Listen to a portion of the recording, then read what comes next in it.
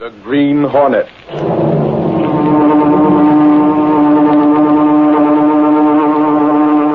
He hunts the biggest of all game, public enemies that even the G-men cannot reach. The Green Hornet.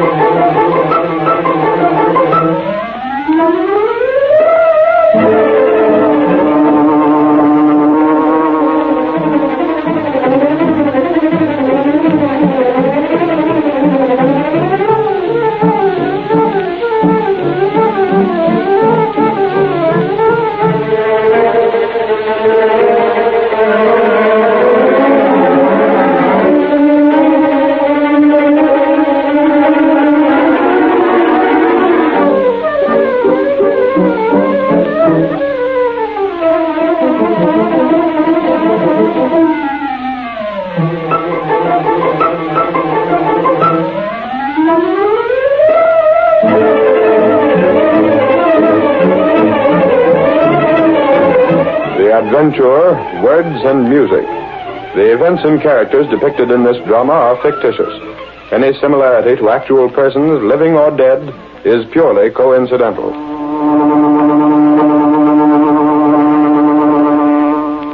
Let successful radio, talkie, and recording artists show you the glamorous road to fame and fortune. Write the words and music for a song hit. Let the 3 J's, Joe, Jack, and Jim, do the rest. We publish and distribute. We guarantee to put your song in the hands of leading movie producers, orchestras, and radio stations. Get out of the rut. Write a song. How's that sound for an ad? Joe, you ought to quit music publishing and go in for ad writing. That'll get them. Sounds good, Joe. But you ought to have something about send for our free booklet and full details. Oh, I got that here, right down at the bottom. Now, the idea is that we'll run this in all the cheap magazines with a blank to be sent in. We've fiddled around with this racket long enough. Now it's time to branch out. That's the idea. Get into a nationwide business. Hold on, Jack. Maybe we should get a lawyer to look things over. We'll be using the mails, you know. I talked to the lawyer, Jim. We aren't breaking any laws. What about that line, submitting songs to radio stations, dance bands, and all that? We will. We'll submit them. If they toss them in the wastebasket, that's not our worry. Okay. Another thing the lawyer said. What's that? We ought to protect each other. I got some contracts here, see? Contracts for what? We all sign them. It's a partnership agreement, so we don't break up. Break up? Yeah. Suppose one of us lands a job with a radio sponsor or something. None of us could. You know that, Jack. We worked as a harmony trio. We're washed up as far as that stuff goes. Maybe your pipes were never good for solo stuff, but Jim can do a good tenor. Oh, not me. I'm for the publishing racket. There's big dough in it. And we don't have to worry about commercial contracts running out. Just the same, we should have an agreement. If one of us pulls out or dies, the other two get his share of the work. That's fair enough, Jack. Sounds all right to me. I thought it'd be okay with you two. If we're going into big business, we might as well be organized right. And what about this ad? Is it okay with you two to go ahead and run it? Sure. The sooner we get started, the sooner the dough will begin rolling in.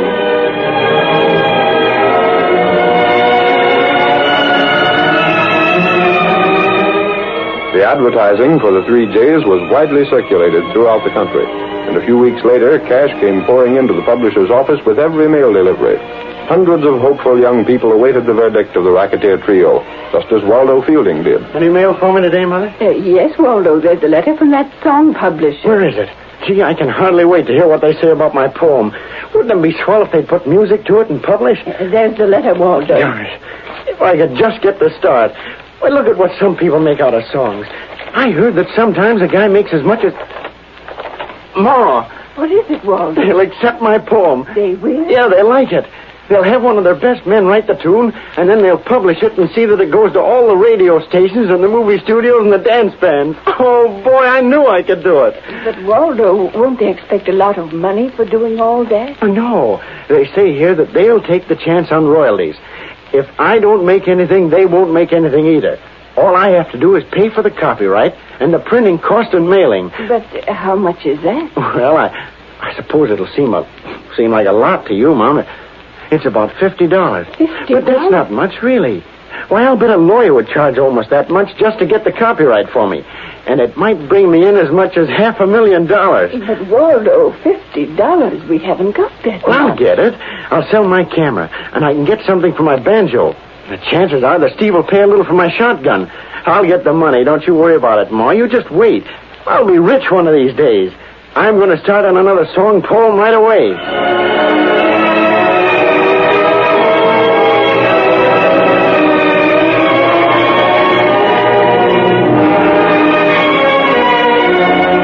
Several more weeks elapsed, and Joe, Jack, and Jim found a veritable gold mine in their venture. They expanded in their advertising, moved into larger offices, and then one day... Hey, Joe. Jack. Yeah, Jim? The better business people have been checking up. So what? They don't like our way of doing business. Oh, they don't, huh? Well, isn't that too bad? What are they going to do about it? They'll probably publish some warnings about us. The suckers that send lyrics and tunes to us won't listen to warnings. They're so convinced that their stuff is good, they'll believe whatever they want to believe. That's the psychology of this business. Well, just passing on what that bird from the Business Bureau told me. He claims we're running a racket. It isn't a racket at all. We take a certain fee for publishing a song, agree to secure copyright, furnish a tune or lyric, whichever is required, and have a certain number of copies printed and distributed. And we do all those things. Certainly. We fulfill our part of the contract to the letter. There isn't a law in the country that can touch us. But it won't do us any good to have newspaper ads calling attention to our way of doing business. Well, we can't stop it, can we? Well, I thought if it was agreeable to you two, I'd make a few promises and stall things off for a while. We're really just getting a foothold. An ad in the paper in one city isn't going to hurt us much. Our business is nationwide. Let them advertise. Can't hurt us. Okay, Jack, it's up to you. And Joe? I agree with Jack. Now, what about the tunes for this batch of stuff that came in today? You got it all sorted according to meter, haven't you? Yeah. Okay, then let's have it. I'll rap out a few little jingles and give them some music. Seems to me it's kind of risky using the same tune for half a dozen different songs. Nah, the stuff never amounts to anything. Nobody will ever hear it. What's the difference? I can't think of 150 new tunes every day. You keep the stuff pretty well scattered, though, don't you, Jim? Sure. For example, I'll use that tune, Moonlight Love, on the poem of a guy in New York, one in St. Louis, maybe one in Omaha, one on the West Coast. That saves me writing 4 different tunes, see? It'd be kind of tough if the fellas ever got together and found they had the same tune. Fat chance of that. And what would happen if one of the songs became a hit? A hit? That's a good one, Joe. How can any of this stuff ever be a hit? We'll see to it that it isn't. I wanted to speak to you. We're in conference. What do you want here? My name is Fielding. Waldo Fielding. I sent you a song a few weeks ago. Remember the name? Sorry, Fielding. We're in conference now. We can't be disturbed. I've been trying for 4 days to see you. I spent all my money. What do you want to see us about, kid? My song. Did you get your copies of it? Yes, sir, but I wondered if there hadn't been some sales made. Where are you from? Simmons Corners. Well, what are you doing here in the big city? Well, I thought my song would be selling, so I came here. I thought I might be able to do better if I was working closer with you. You see the girl in the outer office and ask her to check up on the sales of your song. But I doubt if it's had any sales yet. You know, it takes time to put the new things over. Well, I thought I might make a personal appearance with an orchestra or something. Well, we'll send for you when we want you for that, kid. I did speak to the girl. What'd she tell you? She said that there hadn't been any sales yet. Well, that's the answer then.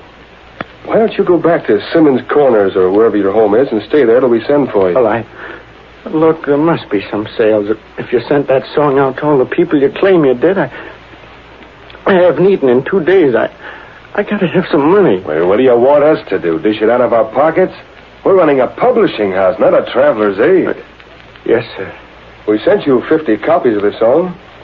Why don't you go out in the street corner and try to peddle them or something? That's one way to drum up business. Yes, sir. Do you want to buy a song? Say, mister, do you want to buy a copy of my song? Not today. Buy a copy of my song, lady? Get out of my way, please. Look, mister, do you want to take a copy of the newest song hit home? Hey, you. What are you doing there blocking the traffic? Oh, officer, I didn't mean anything. What's this you're trying to peddle? Music? Yes, sir. I'm trying to sell a song. Maybe you'd better find out something about the laws of this town. You can't stand on street corners interfering with pedestrians, peddling music. Got a license? License? No, sir, I haven't. You'd better come down to the station house with me, I guess. No. No, please. I didn't know. Come on, kid. You can't get away with this sort of thing. Hey, suffering catfish, the kid's passed out. What have you got there, Doyle? Lowry, why is it that you're every place I am? I learned when I first started in as reporter for the Sentinel, Doyle, that if I keep close enough to you, I see things happen. Yeah, what's the matter with the kid? You crown him with your nightstick? No. I just started to take him in for peddling music on the street, and he passed out cold on me. The kid looks half-starved. He does at that. How long is it since he's eaten? I don't know. Here, Lowry, stay with him till I call the wagon. Yeah, maybe I'll get a story here. This looks like human interest stuff.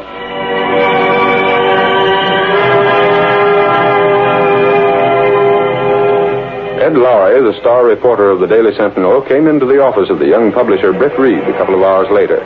Miss Case, Reid's secretary, said, Mr. Reid's not in now, Lowry. But I gotta see him about a special story. He's still out. Where? How the dickens do I know where he goes? I'm the last one he tells.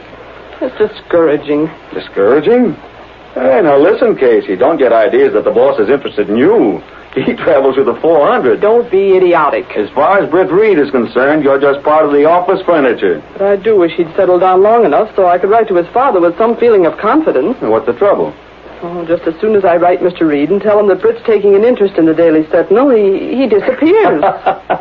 Lady, if I had his dough, I'd never come to the office. During the past week, he's been out to some affair almost every night. He's bored with the office again. Well, he'll get his fill of nightlife and then settle down again. Yes, until he gets his fill of the newspaper business again. Oh, here he is.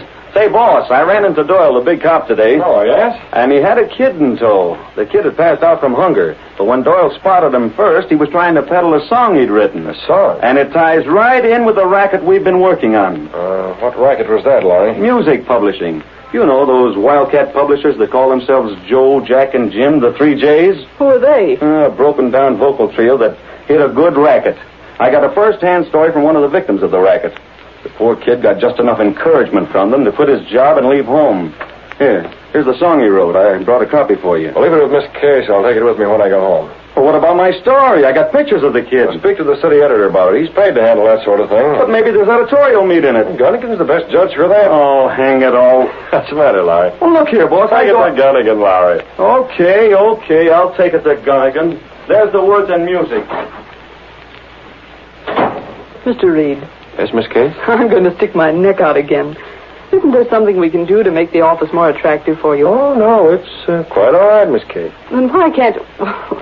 Why won't you... Oh, I understand, Miss Case. You're concerned again because I'm spending too little time around here. Frankly, I am, Mr. Reid. I hate to keep writing your father that you... I'm sorry. But you'll have to admit that newspaper work hasn't a great deal of adventure. It might have. Oh, yes, Miss Case, it might have. There was plenty of excitement while the Green Hornet was so active. There was, wasn't there? I wonder if the Hornet has been killed. Killed? Why, Miss Case? We haven't had a story about a Hornet adventure in quite a while. That's true. He may have been killed, or he may have, retired. I doubt if the Green Hornet would retire, Miss Case. Well, perhaps then the police and public have been so greatly aroused that the Hornet doesn't risk making another appearance. That's quite possible. I never saw you more interested in the newspaper than while the Green Hornet was running wild. Well, you must admit the Green Hornet furnished news. He certainly did.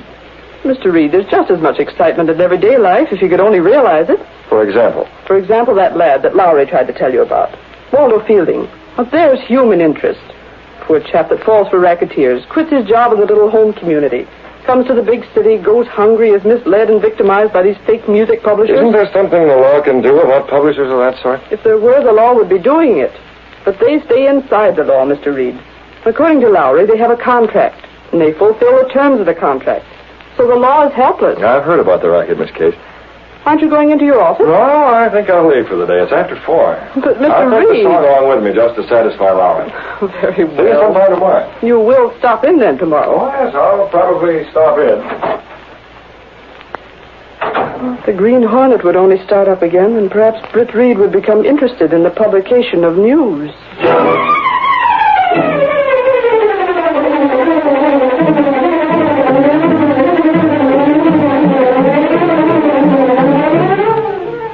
curtain falls on the first act of our Green Hornet adventure.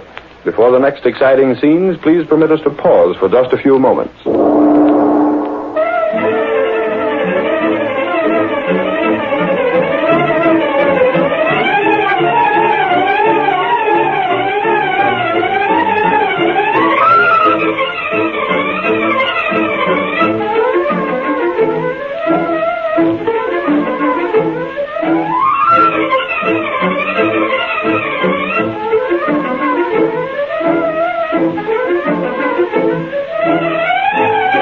Now to continue our story.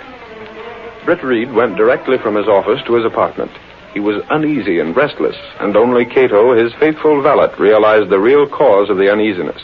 You're right, Cato. I do feel handcuffed, hampered, tied down.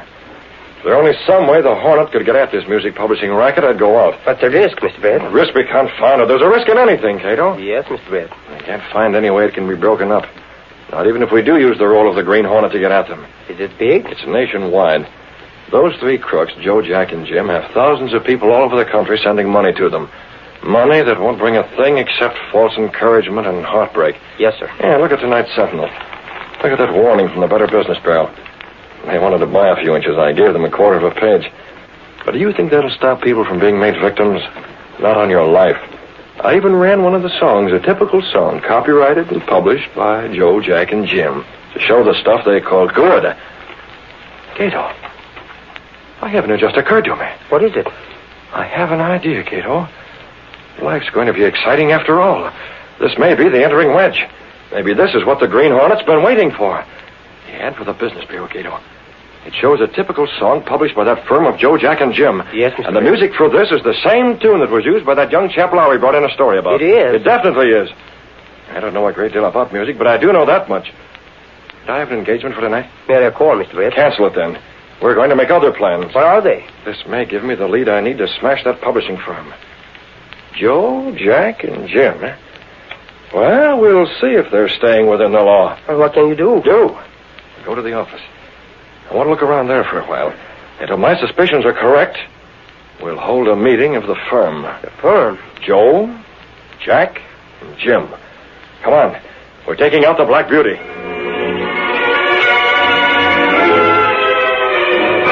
Britt Reid went through a secret panel in the rear of his clothes press, and then by means of a passage between the walls of the apartment building, he reached a small door that opened into the loft of an old, supposedly abandoned livery stable. It was here, unknown to everyone, that the sleek black car of the Green Hornet was housed. Is the car ready, Cato? Yes, sir. All right, get in. Mask? Here, in compartment. Gas weapon? Here. Good enough. I want to telephone Joe, Jack, and Jim, but I can do that from their own office later on this evening. Yes, sir. Now, let's get going.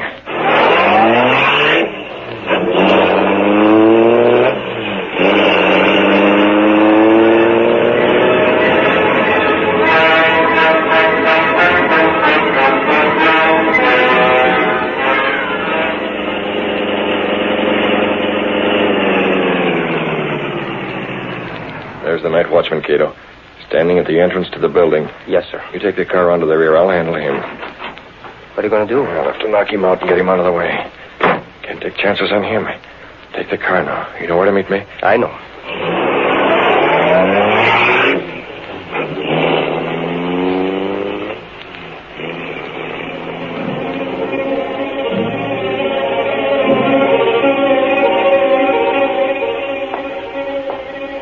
Hat brim pulled low over his eyes, almost hiding the mask, the Green Hornet approached the entrance of the office building where a man stood smoking a pipe. Offices are all closed now, mister. I don't want to hurt you. What have you done, Hornet? That'll hold you for an hour. If I need more time, I'll give you some more gas.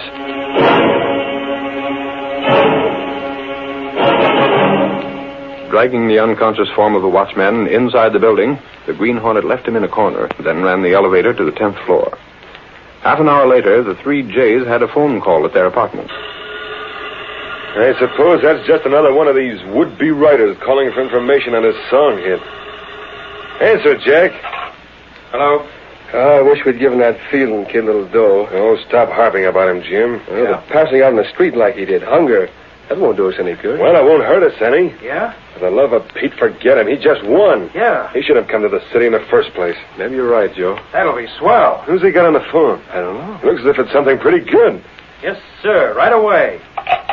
Hey, fellas, we're set to really go places. Who was that? A publisher. Publisher? Magazine publisher. One of those cheap picture mags. He's in town for the evening and wants to talk to us about running a picture story of our business. Yeah? Hey, that would be swell publicity. Wouldn't it, though? That'll offset what the Sentinel ad has done. Won't offset it. It's a national magazine. When do you see him? Right away. He asked if I couldn't meet him in our office tonight. Tonight? Yeah, and let him see what sort of picture story could be run. Good, we'll go with you. Yeah, come on, let's start. This is the break of a lifetime.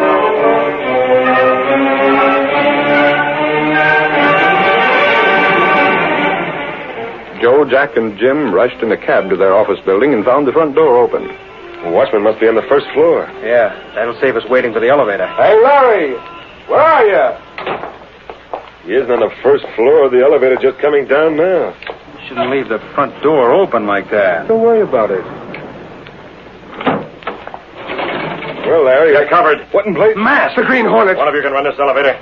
Get in there or I'll forward you up where the night watchman is. You killed him. Murder. Get aboard. Don't shoot, don't shoot. Well, what are you after? Up to your office. Get going now. The 10th floor, you know. Stop waving that gun around. I'll stop by letting you have it at the first sign of any rough stuff. Take it. Oh, Jim. Let that warn you two. Oh, shot him in cold blood. Yeah. How do you like it? Leave him right where he is. You open that door and get to your office. What are you going to do? You'll find out. Step along there. There's a light there. I left it. You needn't think about the magazine publisher because I was the one who phoned you. I took the liberty of using your own telephone. I have keys. You won't need them. I've unlocked the door and everything else that needs unlocking. Now what? Sit down in there. What's all this stuff? Your so-called song hit. Yeah, I see. A couple of them have possibilities, haven't they, Jack? Why, sure they have. Suppose the Green Hornet were to steal one of them. Not just suppose there would be a lot of publicity about the Green Hornet shooting 2 men, maybe more, to get possession of one specific song. What would happen to the sale of that song? Hey, that's right. It would become the hit of the week. Every band would use it, every radio station would be featuring it on a song and bring thousands and thousands of dollars in royalties. Maybe we can make a deal. Before I finish talking to you crooks, you won't want that sort of thing to happen. What? Why not? Look here, Hornet. You two are gonna be broke. You're gonna be smashed to a finish. Broke? Smashed. I've already addressed a few envelopes, and I'll see that the rest are addressed. There they are. Take a look at them. I don't understand. You will. Take a look at those 3 sheets of music I've laid out for you. What about it? Who wrote that music? We did. What of it? And who secured copyrights? We did. Every one of these songs can be made into a hit tune with the right promotion. And I think I can see that it gets that promotion. I've already explained how. Well, a hit is We what... can't afford a hit. Suppose, for example, this number becomes a hit. What do you suppose the authors of these other songs with the same music would do? They'd sue, wouldn't they? Yeah, they'd probably There were sue. probably a dozen other poets who've been given the same melody for their song. They'd all start lawsuits.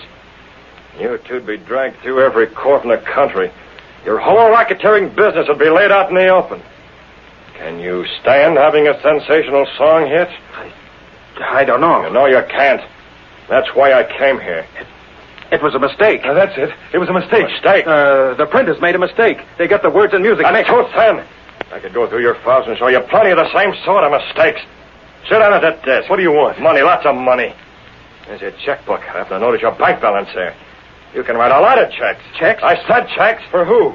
Make out the first to Harvey Dale, D-A-L-E. According to your records, he's paid in $150. That's the amount you send him. And who else? Start writing. I'll do it. Oh, no, we'll have Jack do it. He's the one whose signature makes those checks worth something. Go on now. Start writing. Now, you see here. Right. How far are you going? As far as your bank balance will allow. There's $200 to go to Mrs. Agnew, $100 to each of the people on this list, $75 to these people. And there's a list of those who'll get $50 each. I'll be broke. I can't afford all You that. can't afford not to pay up. You'll afford it a whole lot better than these people who contributed to your success. And there's another thing, Jack. Rob and steal. Shut up! I said there was another thing. We may have to overdraw your bank account considerably. I can't. You better convert some of the bonds you hold to cover the checks you make out tonight. I can't. You might even have to trade in some life insurance. If you don't cover those checks, you'll mighty soon find yourself not only in court, but eventually in jail. What would a jury made of people who read all about your racket in the magazines and newspapers give you? Take your choice, Rat. Go broke and stay free, or go broke and go to jail. And make out checks until you get the writer's cramp. And see that those checks clear the bank.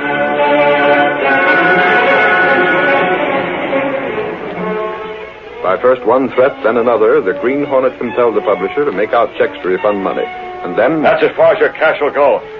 I'll see to it that these envelopes are mailed. You can't get away with it. No? Now, let me explain that I can still make one of your songs a hit. The song that Jim gave his life to keep from the Green Hornet. A song that has some hidden significance to the Green Hornet. One small bit of the song torn and found in the clenched fist of the latest victim of the Hornet's weapon. But Jim... I'm taking him with me. I know whether or not those checks clear the bank. If they don't, Jim will be found with this emblem plastered to his forehead. The mark of the Green Hornet. And this part of this song clenched in his fist. Wait. If we don't stop payment, if those checks go through... Then you'll have nothing but poverty to worry you. And don't try another racket like this one. The Green Hornet can make one of your songs a hit at any time. Only the next time, it might be one of you who furnishes the clenched fist.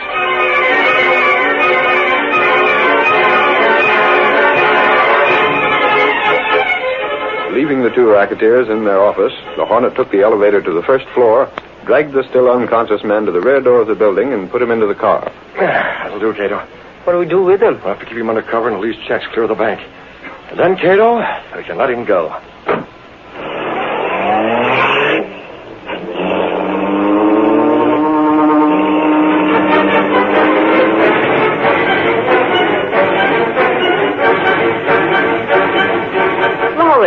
Lowry, have you heard the news? Which news? That Fielding kid got a refund from Joe, Jack, and Jim. That's news. Yes, and the mark of the Green Hornet was on the letter that went with it. Yeah, that's a page one story. The Hornet has stepped out again. I wish I had all the details. But that's not the biggest thing.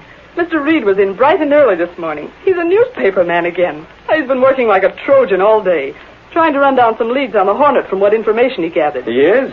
Yeah, but it won't last. I'm certain that he'll lose interest again if the Green Hornet goes back into seclusion. But what if the Green Hornet was to be captured? I'm afraid Britt Reid would lose interest in the Sentinel in that case, too.